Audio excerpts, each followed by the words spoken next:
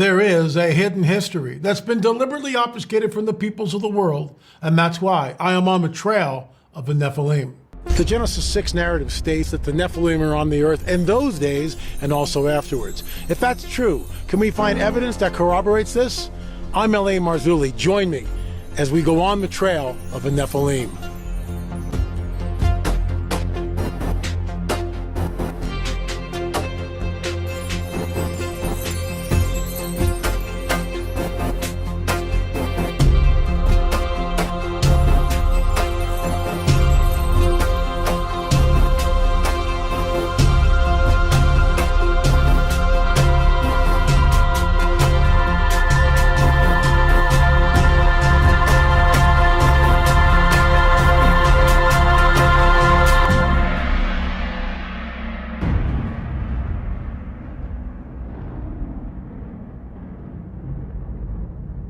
Very special dealio today. I've never really, I sort of hinted at this on some public appearances when I'm speaking and sort of hinted at it. I will sort of do a deep dive, not as deep as I could go, but it's certainly food for thought, and it makes me wonder. And if you've got comments on this, please, if you're an archaeologist or an anthropologist, get back to me on this, because there's a mystery here. We'll get into that and so much more after a word from our trusted sponsor. Collagen is often referred to as our modern-day fountain of youth, and for a good reason.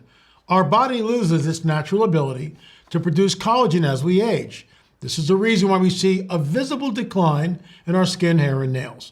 Supplementing collagen can help reverse those visible signs of aging, but we have to make sure we're getting it from the right source.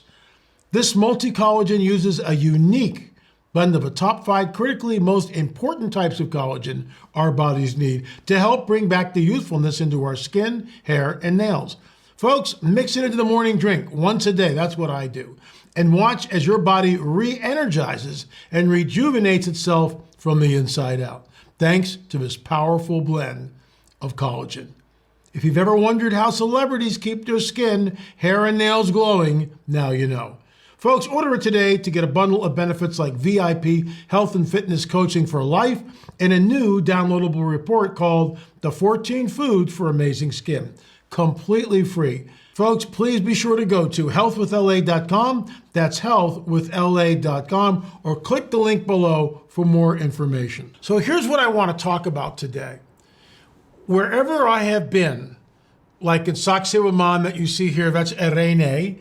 And, you know, to think that these huge megalithic stones that we see were created by the Inca is just absurd on so many levels.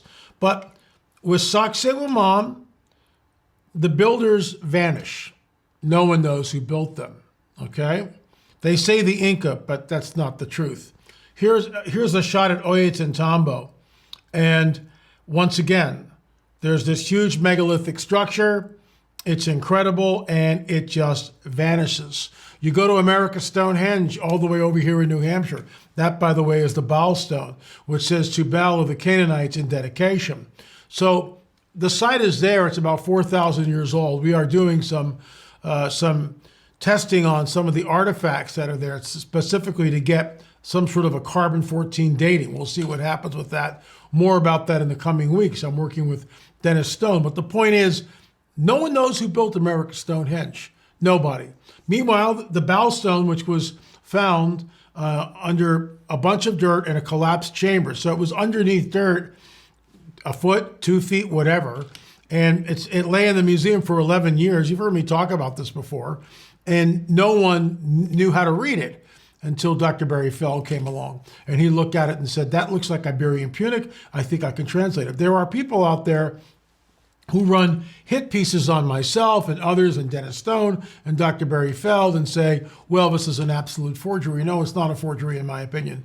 So it lays in the museum for 11 years. Wow, the forger made lots of money off of that one, didn't he? And fooled everybody. It's an Iberian Punic, and it shows a connectivity between America Stonehenge and what happened in the Middle East. Of course, that rewrites history as we know it, and that's why they don't want it. I should say this, that's why most archaeologists won't even look at it, because it goes against the paradigm. But the point I'm trying to make here, let me double back. Like Sacsayhuaman, like Ollantaytambo. Both of those sites are in Peru. Now we go to New Hampshire. We see that the builders of America Stonehenge, no one knows who built it. Nobody. And yet we know that there's connectivity on all these different sites. Then we go here, which is Corral, which is the oldest city in the Americas, about 5,000 years old. We see step pyramids. Look to your right there. We see step pyramids there. And we have no idea who built it. The builders just seem to have vanished in history. Nobody knows what happened to them. So this is an aerial shot of what Corral looked like. You'll notice that large circular enclosure there, which looks very similar to the kivas that we see in places like Chaco Canyon. And by the way, I didn't include a slide from Chaco, but the bottom line is no one really knows who built Chaco Canyon. They seem to have just disappeared. Just like the pyramids in Mexico, Teotihuacan. They call them the Teotihuacanos. We hear this over and over and over again, no matter which site we go to. Here's the Octagon Mound. In the distance, you see the Great Circle Mound. All of this was connected. And they say, well, these were the Adena or the Hopewell. But in actuality, they have no idea who really built it. They'll say, well, Native Americans did it. They just forgot that they had done so. And of course, what's at stake here is if you say anything that Native Americans didn't build it, then you're a racist. No, I'm not a racist. But if Italians didn't build the airplane, I've used this analogy before, and I go, well, we really built the airplane, didn't we? We just forgot that we had done so. That's absurd. We know that the Wright brothers constructed and built the airplane. So the bottom line is this: we see in all these different sites, I hear the same story over and over and over again. Well, the builders just disappeared, or they assimilated into the indigenous culture, but we don't hear that.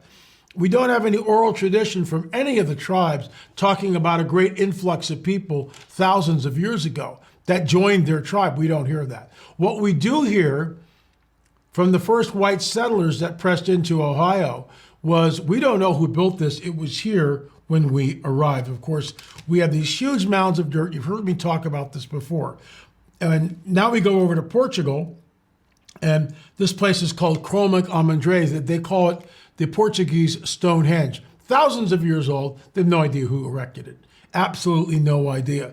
Then we go to Zambujaro, another site in Portugal. Once again, this was you can see Peggy standing next to these huge megalithic stones, which are all at sort of a canted angle.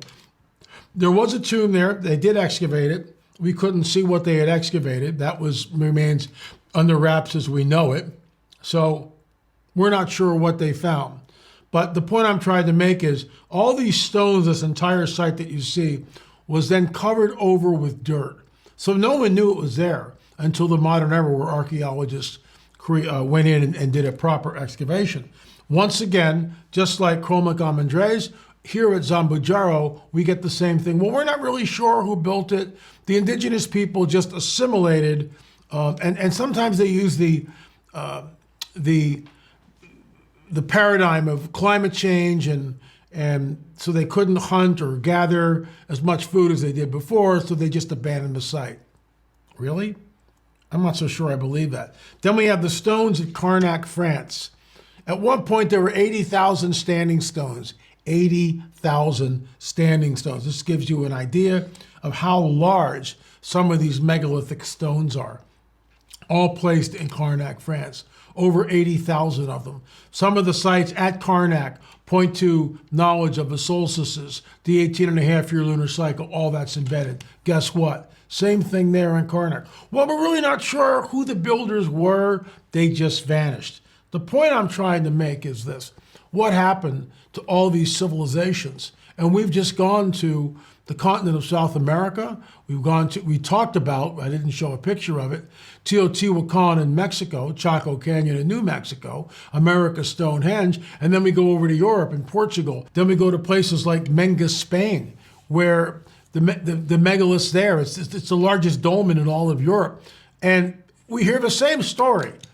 No matter where I have traveled, I hear the same story. Well, the builders just assimilated into the indigenous population. So let's walk through this. Is it possible that we are looking at something else? Is it possible?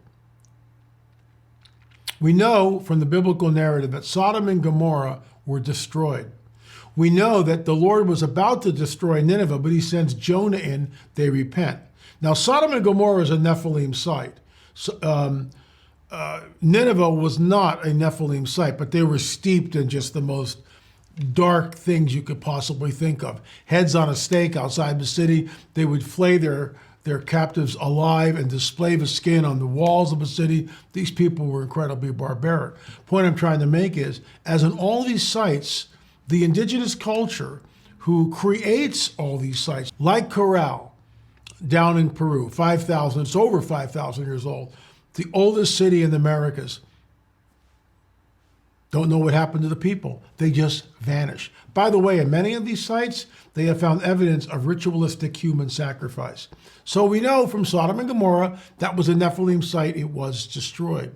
Nineveh was spared because of Jonah. What are we looking at here? Is it possible that God Almighty looks at these sites for what they are, knows what they are, that they are in fact Nephilim architecture, fallen angel technology, and when he destroys them, does he take the people out? That's a question that I really don't know, but it makes me wonder. I'm just throwing it out there. There's no proof of that. But what I do find amazing is that these builders just vanish. They just disappear. And we hear excuses like, well, the Hopewell Indians, going back into Newark, Ohio, just seem to vanish into the indigenous population. But we don't hear that from Native Americans, from First Nation people. We don't hear about an influx of people coming into their tribe and saying, hey, we built the monuments, but now we want to join your tribe. We don't hear that. We don't hear that. Instead, all of these sites remain, in my opinion, incredibly mysterious and enigmatic, and that's why I am on the trail of the Nephilim. Folks, I will be at Riverbend Calvary Chapel, and you can register. It's coming up close. You want to register soon, May 21st. I'll be speaking June 9th and June 10th. There are 4 different presentations that I will be bringing to the conference. There are no repeats. Friday night is the primer. So we get everything set up for Saturday morning and we go a little deeper. So Friday is the shallow end of the pool. Then Saturday morning, we're kind of like up to our chin, as it were. And then we go to the deep end of the pool Saturday afternoon. Saturday morning, I'll be talking about Fatima and also crop circles. And then on Saturday afternoon, I'll be talking about the abduction phenomena and how this ties in with the seed war. The title of the conference is The Seed War and the Coming Great Deception. And it's very aptly named. I hope to see you there. By the way, we are creating a 5-disc set. There it is on the screen. That'll be available probably in a couple of weeks. You can buy all 5 DVDs in one set. So Crop Circles is the latest one that we have. That's number 5. I'm in post-production on number 6. Thank you for watching On the Trail of the Nephilim. Remember, there is a hidden history that's been deliberately obfuscated from the peoples of the world, and that's why I am on the trail of the Nephilim. We'll see you tomorrow with a very special UFO update.